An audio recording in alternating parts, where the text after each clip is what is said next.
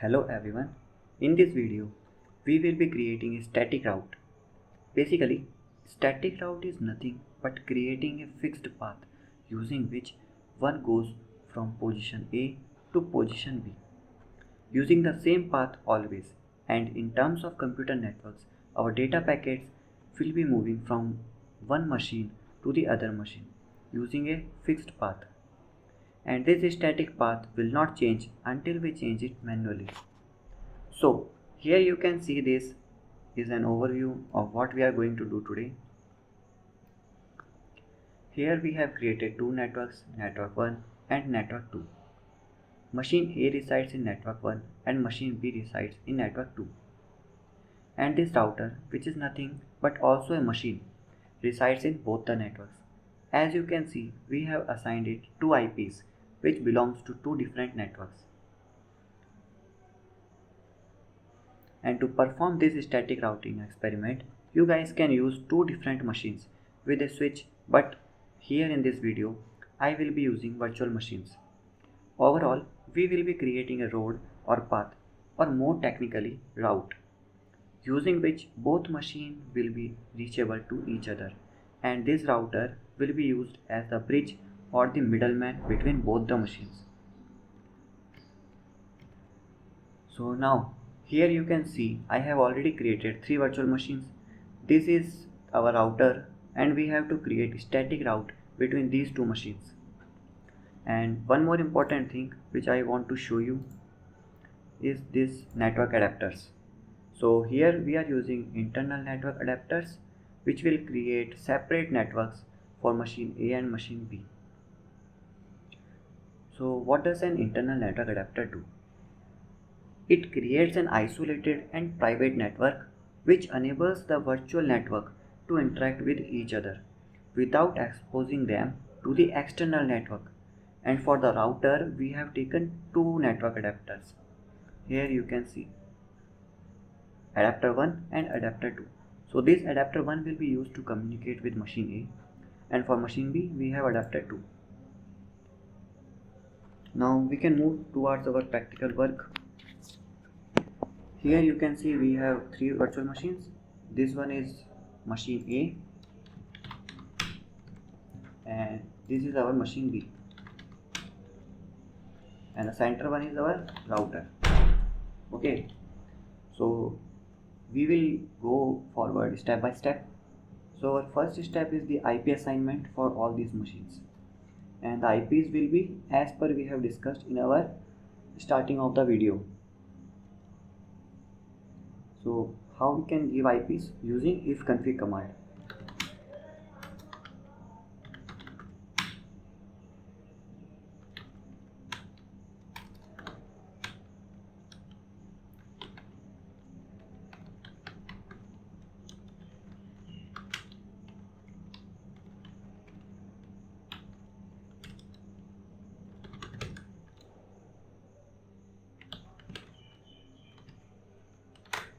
So we have assigned the IP address for the machine A. This is how we have to assign for machine B and for the router 2.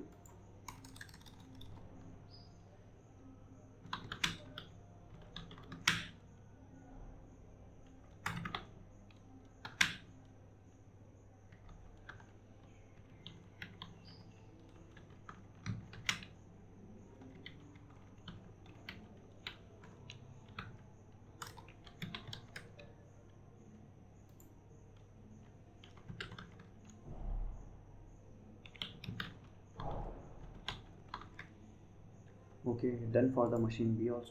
Now finally for the router.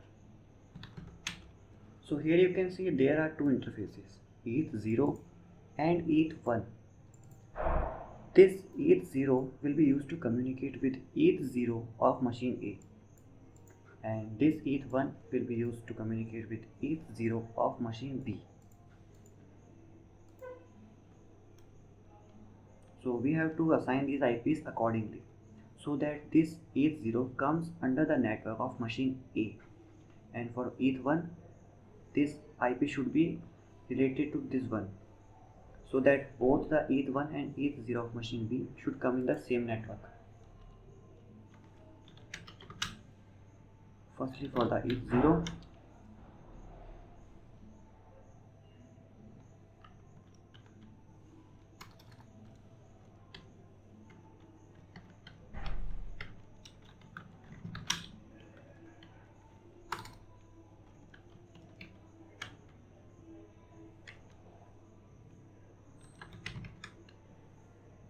and similarly for if 1.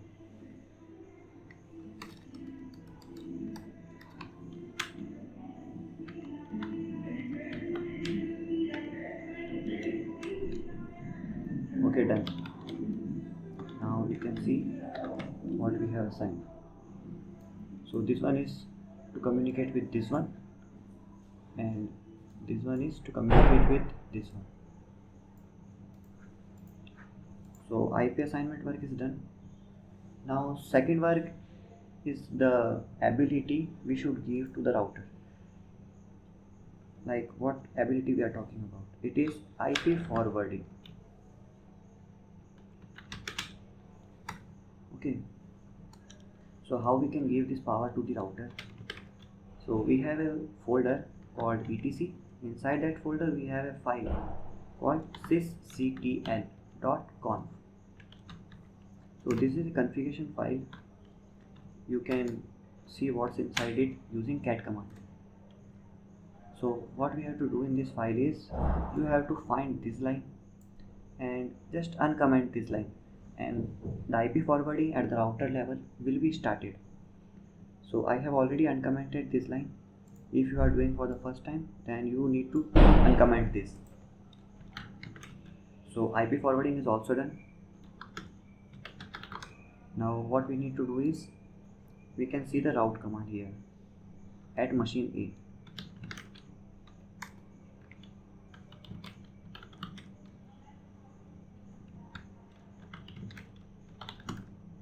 So as you can see right now in the route table only there is single entry.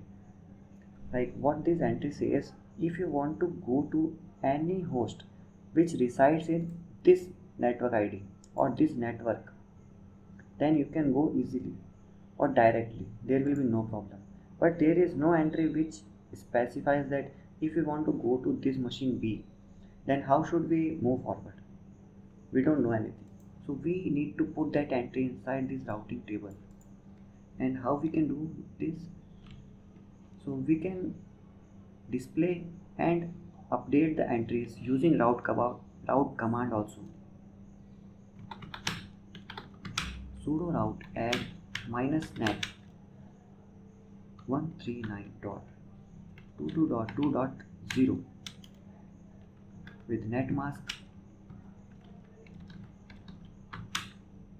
and gateway.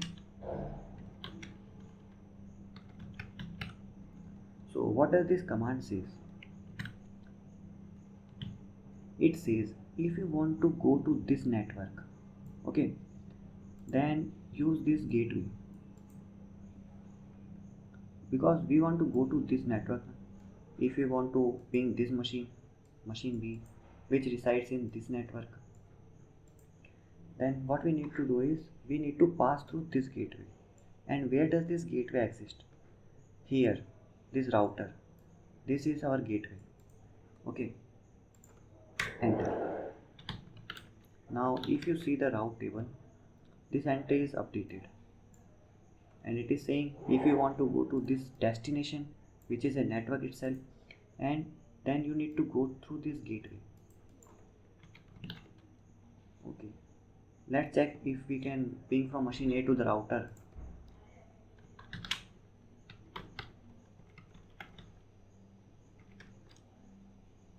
Okay, we can ping because these both are in the same network, and from this machine also we need to check once.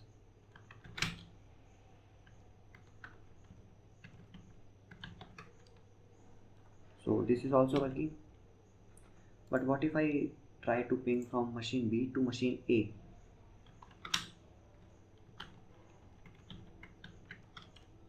It is non-reachable because both the machine A and B are not reachable right now. This is what our task to be done. So I need to do the same route table updation in the machine B also. Right now it only knows for the same network. Likewise machine A, we need to update here also.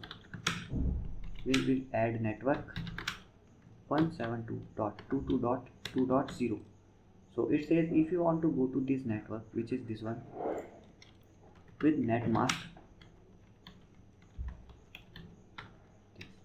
then you need to go through this gateway. Which gateway? This one gateway. Okay, this one.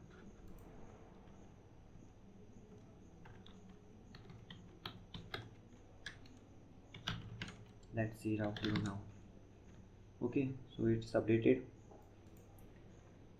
Now we can check, we can perform our final test.